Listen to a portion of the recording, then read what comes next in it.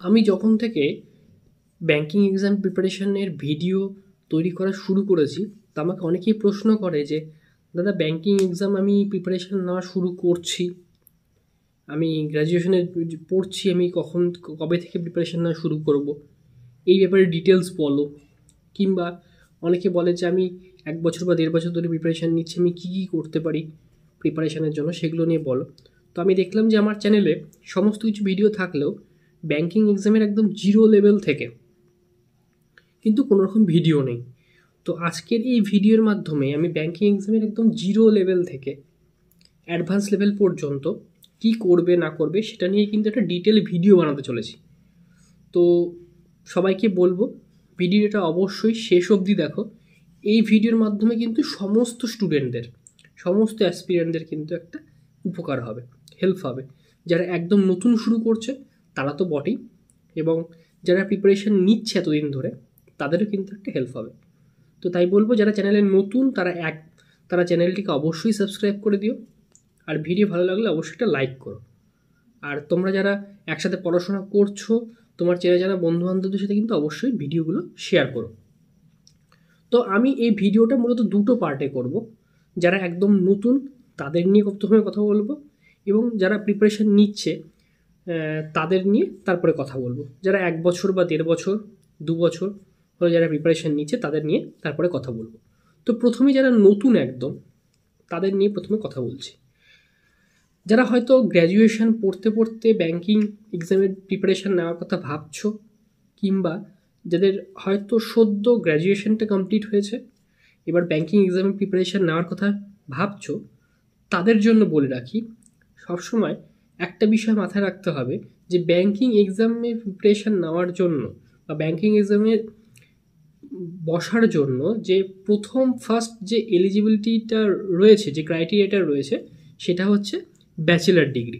অর্থাৎ তুমি যদি ব্যাচেলার অফ আর্টস অর্থাৎ বিএ কিংবা বিএসসি বা কিংবা বিকম, বা তুমি যদি ইঞ্জিনিয়ারিং ব্যাকগ্রাউন্ডের হও অর্থাৎ বিটেক কমপ্লিট করা কোনো অ্যাসপিরেন্ট হয়ে থাকো, তাহলে তুমি কিন্তু এই এক্সামের জন্য, ব্যাঙ্কিং এক্সামের যেগুলো এক্সাম হয় সেগুলোর জন্য এলিজেবল। তো এক্ষেত্রে যারা রেগুলারে অর্থাৎ যেগুলো রেকগনাইজড ইউনিভার্সিটি রয়েছে সেখানে, কিংবা যারা ডিস্টেন্স এডুকেশনের মাধ্যমেও ব্যাচেলার ডিগ্রি কমপ্লিট করছো, তারাও কিন্তু এই পরীক্ষার জন্য এলিজেবল। অর্থাৎ তুমি যে ইউনিভার্সিটি থেকে পরীক্ষা দিচ্ছ সেটাকে রেকগনাইজড ইউনিভার্সিটি হতে হবে। এবার ঘটনা হচ্ছে যে এই ব্যাঙ্কিং এক্সামে প্রিপারেশন নেওয়াটা শুরু করবে কী করে, যেটা অ্যাসপিরেন্টদের মূল প্রশ্ন থাকে যে আমি শুরুটা করব কী করে, কি পড়বো না পড়বো, কোথা থেকে পড়তে হবে, আমি কি কোন কোন পরীক্ষার জন্য এলিজেবল, এগুলো সমস্ত কথা কিন্তু তারা আমাকে জিজ্ঞেস করে। তো আমি আজকে এক এক করে উত্তর দেওয়ার চেষ্টা করছি। দেখো, প্রথমে বলে রাখি ব্যাঙ্কিং এক্সামে যেগুলো আমরা যে সমস্ত ন্যাশনালাইজড ব্যাঙ্কগুলো দেখতে পাই, ঠিক আছে, সেই ব্যাঙ্কগুলোর রিক্রুটমেন্ট যখন হয় সেখানে কিন্তু দুটো পদের জন্য রিক্রুটমেন্ট হয়। একটা হয় ক্লারিক্যাল লেভেল, বা সেটাকে সিএসএ বলা হচ্ছে এখন, কাস্টমার সার্ভিস অ্যাসোসিয়েট, আর হচ্ছে 2 নম্বর প্রবেশনারি অফিসার। ঠিক আছে, পাশাপাশি এই সমস্ত ন্যাশনালাইজড ব্যাঙ্ক ছাড়াও আরও দেখতে পাওয়া যায়, সেটা হচ্ছে এসবিআই, আমরা প্রত্যেকেই জানি, স্টেট ব্যাঙ্ক অফ ইন্ডিয়া, সেখানেও কিন্তু জুনিয়র অ্যাসোসিয়েট বলা হয় সিএসএটাকে, এবং সাথে থাকে প্রবেশনারি অফিসার। তাছাড়াও রয়েছে আরআরবি অর্থাৎ regional rural bank. Regional rural ব্যাঙ্কের ক্ষেত্রে প্রবেশনারি অফিসারটাকে অফিসার স্কেল 1 বলা হয়, এবং সিএসএ যেটা রয়েছে সেটাকে আরআরবি অফিস অ্যাসিস্ট্যান্ট বলা হয়।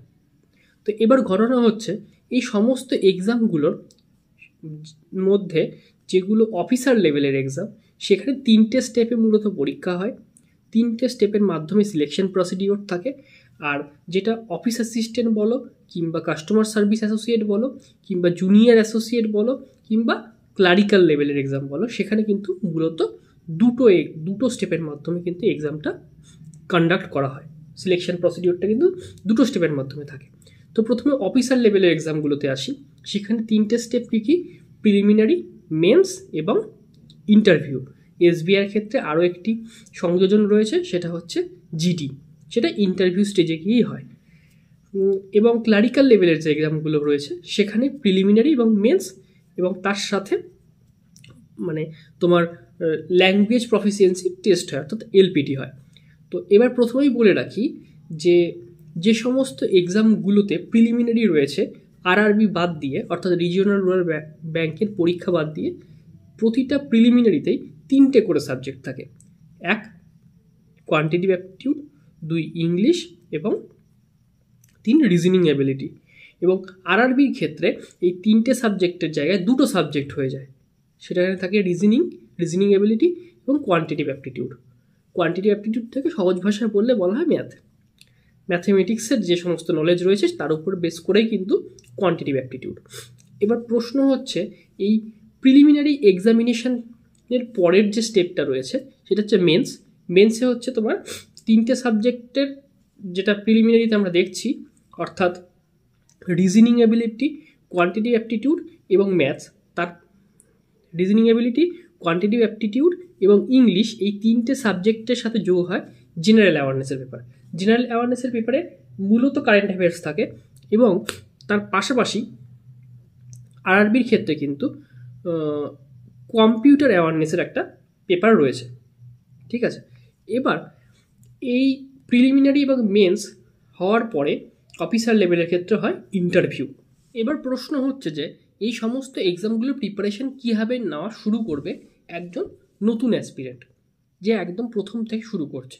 তার প্রথমে আমি বলবো যে তোমরা এই বিভিন্ন সাবজেক্টের সিলেবাসগুলোকে প্রথমে জানার চেষ্টা করো, যে ম্যাথসে কী কী রয়েছে, অর্থাৎ কোয়ান্টিটিভ অ্যাপটিটিউডে কী কী রয়েছে, রিজনিং অ্যাবিলিটিতে কী কী রয়েছে, ইংলিশে কী কী রয়েছে, এই বিষয়গুলো এবং সাথে জেনারেল অ্যাওয়ারনেসের পেপারে কী কী রয়েছে, আরআরবির ক্ষেত্রে কম্পিউটারে কী কী রয়েছে, এই সিলেবাসটা জানার চেষ্টা করো। তো সিলেবাস সম্পর্কে একটা ওভারভিউ বা তোমাদের একটা ধারণা কিন্তু তোমরা ইউটিউবে পেয়ে যাবে। তো তোমরা আগে সেই সিলেবাসটা জানার চেষ্টা করো। সিলেবাসটা জানা শেষ হয়ে গেলে তোমরা কিন্তু দেখে নাও যে সেই চ্যাপ্টারগুলো তোমাদের কাছে কতটা প্রবলেমেটিক বা তোমরা এই চ্যাপ্টারগুলো সম্পর্কে জানো কি না। ম্যাথসের ক্ষেত্রে আমি বলবো এগুলো তোমরা স্কুল লেভেলে অবশ্যই কমপ্লিট করে এসছো, এখানে সেগুলোই রয়েছে, তার বাইরে কিছু নেই। ইংলিশের ক্ষেত্রে মোটামুটিভাবে তোমরা জানো, সেগুলোই রয়েছে। আর রিজনিংটা হয়তো একটু নতুন লাগতে পারে, কিন্তু নতুনত্বর সেরকম কিছু নেই, শিখলে কিন্তু এগুলো কমপ্লিট করতে পারবে। তাহলে এই সিলেবাসটা জানার পরে তোমরা এখানে থিওরি বেসিসে আগে সিলেবাসগুলোকে পরপর কমপ্লিট করার চেষ্টা করো। বিভিন্ন ওয়েবসাইট রয়েছে, তাছাড়া তোমরা যদি বই কিনে পড়তে চাও বিভিন্ন রকম পাবলিকেশান রয়েছে, সেগুলো থেকে কিন্তু তোমরা আগে সিলেবাসগুলোর একটা কনসেপ্টটাকে বিল্ড আপ করে নাও। যখন তোমার সিলেবাসটার পুরো কনসেপ্ট বিল্ড আপ হয়ে গেল, তারপরে ধীরে ধীরে তোমাকে কিন্তু প্র্যাকটিসের মধ্যে যেতে হবে। ঠিক আছে, আমি ওভারভিউটা দেওয়ার চেষ্টা করছি, আমি বলছি না কোন চ্যাপ্টারে কী কী রয়েছে না রয়েছে, আমি সেগুলো বিষয়ে যাচ্ছি না, আমি একটা ওভারভিউ দেওয়ার চেষ্টা করছি। তো তোমরা কিন্তু এই প্র্যাকটিস সেশনের মধ্যে ঢুকতে হবে। তারপরে অ্যাকচুয়ালি ব্যাঙ্কিং এক্সামের ক্ষেত্রে সিলেবাসটা খুবই মানে কম্প্যাক্ট একটা সিলেবাস থাকে এবং সেটা মানে শেষ করা খুব সহজ ব্যাপার, খুব একটা কঠিন ব্যাপার নয়। মোটামুটিভাবে 5-6 মাসের মধ্যে তুমি কিন্তু সিলেবাসটা আরাম করে কমপ্লিট করে নিতে পারবে। তারপরে তোমাকে প্র্যাকটিস সেশনের মধ্যে ঢুকে যেতে হবে। তোমার যদি 5 থেকে 6 মাসের বেশি সময় লাগে সিলেবাস কমপ্লিট করতে, তাহলে তোমায় বুঝে নিতে হবে তোমার পড়াশোনার মধ্যে কিন্তু কোথাও একটা ঘাটতি তৈরি হচ্ছে। তাই বললো 5-6 মাস is enough for complete the whole syllabus. তারপরে তোমাকে প্র্যাকটিসের মধ্যে যেতে হবে। প্র্যাকটিসগুলোকে কিন্তু তোমাকে দৈনন্দিন বেসিসে, ডেইলি বেসিসে কিন্তু তোমাকে কমপ্লিট করতে হবে। এবং স্পিড ইমপ্রুভটা কিন্তু সব থেকে বেশি দরকার ব্যাঙ্কিং এক্সামের ক্ষেত্রে। ঠিক আছে, তো স্পিডটা যখন ইমপ্রুভ হয়ে যাবে তখন কিন্তু তুমি মোটামুটিভাবে এক্সামের জন্য রেডি হয়ে যাবে। তো এটাতে গেলে যারা একদম বিগিনার লেভেল যারা রয়েছে তাদের ক্ষেত্রে। এবার যারা 1 বছর বা 1.5 বছর বা 2 বছর ধরে প্রিপারেশন করছো কিন্তু এক্সাম ক্লিয়ার হচ্ছে না, তারা কি করবে? তাদের ক্ষেত্রে বলে রাখি, তারা একটা জিনিস সবসময় মাথায় রাখবে, তোমাদের হয়তো সিলেবাসটা কমপ্লিট, কিন্তু কোথাও কোনো লুপ হোলসের জন্য, কোথাও কোনো ত্রুটির কারণে বা কোথাও তোমাদের প্রবলেম তৈরি হচ্ছে, সেই বিষয়ে কিন্তু তোমাদের এক্সামগুলো ক্লিয়ার হচ্ছে না। তো তোমাদেরকে প্রথমে আমি যে কথাটা বলবো সেটা হচ্ছে তোমরা প্রথমে আইডেন্টিফাই করার চেষ্টা করো যে তোমার প্রতিটা সাবজেক্টের কোন কোন জায়গাগুলো অ্যাকচুয়ালি প্রবলেমের কারণ হয়ে দাঁড়াচ্ছে। তো তোমরা সেই চ্যাপ্টারগুলোকে আইডেন্টিফাই করার পরে সেখানে যদি তোমাদের কনসেপচুয়াল কোনো ঘাটতি থাকে তাহলে আমি বলবো প্রথমে কনসেপ্টটা ক্লিয়ার করো। বা তোমাদের যদি স্পিড রিলেটেড প্রবলেম হয় যে তুমি হয়তো কনসেপ্টটা ক্লিয়ার তোমার কাছে, কিন্তু তুমি তাড়াতাড়ি কমপ্লিট করতে পারছো না বলে তোমার এক্সামগুলো ক্লিয়ার হচ্ছে না, তাহলে স্পিডটাকে ইমপ্রুভ করার চেষ্টা করো। স্পিড কীভাবে ইমপ্রুভ করবে না করবে সেগুলো রিলেটেড ভিডিও আমার চ্যানেলে দেওয়া রয়েছে, একটু দেখে নাও, তাহলে তোমরা বুঝতে পেরে যাবে। তো এই বিষয়গুলো যখন কমপ্লিট হয়ে যাবে, একজন 1 বছর 1.5 বছর বা 2 বছর ধরে যারা এক্সপিরিয়েন্সড অ্যাসপিরিয়েন্ট রয়েছে তাদের ক্ষেত্রেও কিন্তু এই এক্সাম ক্লিয়ার করাটা খুব একটা কঠিন ব্যাপার হবে না। তো আজকের এই ভিডিওর মাধ্যমে আমি মোটামুটি 2 ধরনের ক্যান্ডিডেটকেই তাদের প্রবলেমগুলোকে অ্যাড্রেস করার চেষ্টা করলাম। এর বাইরে যদি আরও কোনো জিজ্ঞাসা থাকে তোমরা অবশ্যই কমেন্ট বক্সে কমেন্ট করো, আমি কিন্তু রিপ্লাই দেওয়ার চেষ্টা করব। অথবা তোমরা আমাদের হোয়াটসঅ্যাপ গ্রুপ যেটা রয়েছে সেখানে যুক্ত হতে পারো এবং সেখান থেকে আমাকে মেসেজ করতে পারো, কোনো অসুবিধা নেই, আমি তোমাদেরকে এক এক করে রিপ্লাই দেবো। তো আজকের ভিডিওটা এই পর্যন্তই থাকছে। যারা চ্যানেলে নতুন তারা অবশ্যই চ্যানেলটিকে সাবস্ক্রাইব করে দিও, আর ভিডিও ভালো লাগলে অবশ্যই একটা লাইক করো। দেখা হচ্ছে নেক্সট ভিডিওতে।